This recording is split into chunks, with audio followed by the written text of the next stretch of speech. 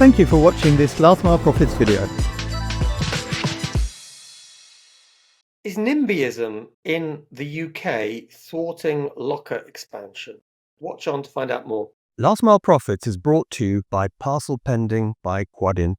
Gary, we're going to be talking about NIMBY today, but Yes. not just any NIMBY.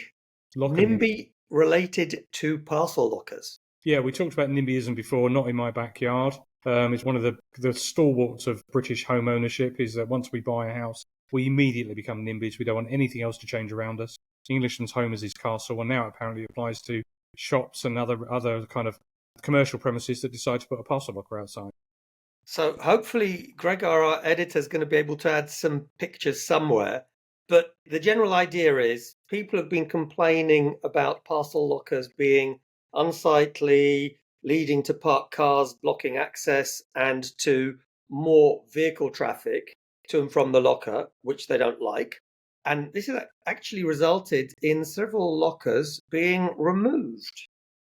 When they're being placed, I think due care and attention needs to be taken. So if it's an area where you do need planning permission, then obviously you should go off and seek it. I mean, one of the examples we had was that they placed it and then were seeking retrospective planning permission for it. If you want to get up the council's nose in the UK, build an extension on your house, then ask the council if it's okay. Pretty much the answer is going to be pull the extension down. So a bit of due process is decent. But the traffic argument, well, most of the shops that put a locker out the front want more traffic. That's the entire point. We want to remove vans going down residential streets, concentrate delivery vehicles around the commercial premises, and then the shops that are beleaguered, in terms of, we've used that word twice in 2 videos now, they want the people to come use the locker and come and shop in the shop. It's what it's for. I think you hit the nail on the head that something has to give. This is important for the shops because it gives them customers, keeps the shops alive, because the residents would then complain that their local post office or other shop, whatever it is, because quite often there's a convenience store, post office, etc., has disappeared. But this helps that happen. The other thing, and I think this was a really important point that you made, and I'd like to stress that what is the alternative? Instead of a van coming perhaps once or twice a day to efficiently deliver several parcels and collect them from the locker, you would have potentially 4 or 5 other vans going down the road, doing their delivery route, parking also and blocking people's ability to park. So I think people are looking in a pretty short-sighted way at this. Well, I think people, broadly speaking, struggle with change generally. It almost doesn't matter what you do. There will be a subset of the community that is against it for whatever reason. If you put double yellow lines down a road to stop bad parking, somebody will say the double yellow lines are ugly. If you don't do it and it's all double parked and you create a traffic hazard, somebody will be upset.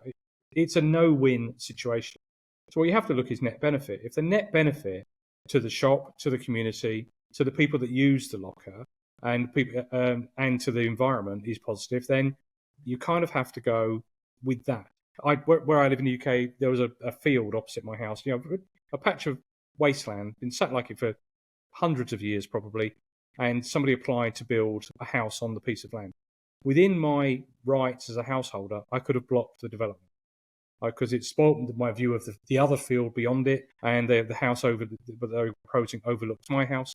As a householder, I had the legal right to block the development of my new neighbour's house on that field. I didn't.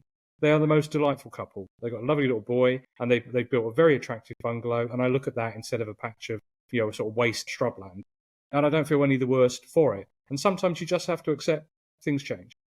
Oh my word, Gary. So listen, everyone can see you actually are a bit of a softie deep down. Now that's really interesting. But coming back to the point, you did say one other thing that was really important, I think. In fact, you've been a goldmine of good points today, and that is that, there's ecological reasons as well.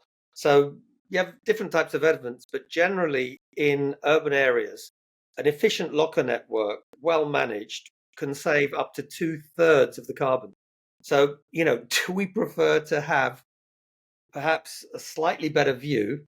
Questionable, because sometimes when I looked at the photos where the lockers were before and after, it wasn't much better. But a better view, but more carbon, more congestion, local shops dying. Or do we agree to the locker? But I think one other thing, maybe we could end with this discussion. Things can be done to make lockers nicer. And I'll pick 2 examples. one from Poland and one from Lithuania, actually. Lithuania did something really cool. I don't know if you're aware of this project, where Lithuania Post got local people to design pictures, plus chose some historic pictures as well, and made some really nice graphics on the lockers with a very local flavour. And I think that was cool. And it made the locker actually look like a piece of art rather than a piece of metal. And then there's one box in Poland, which is run by a big e-commerce player called Allegro. And they created, I think it's quite clever, sort of, apart from the locker's green, they created an environment around the locker whereby, it has a trellis on it. You have some plants growing. You have a little bench nearby. So it's a sort of urban environment locker. Yeah, it's pretty cool. I mean, we've got a pilot in the States, and we actually met the local transport authority where we're doing the pilot. And now the decision-making process there is painful. But they had somebody that was responsible for art in the community.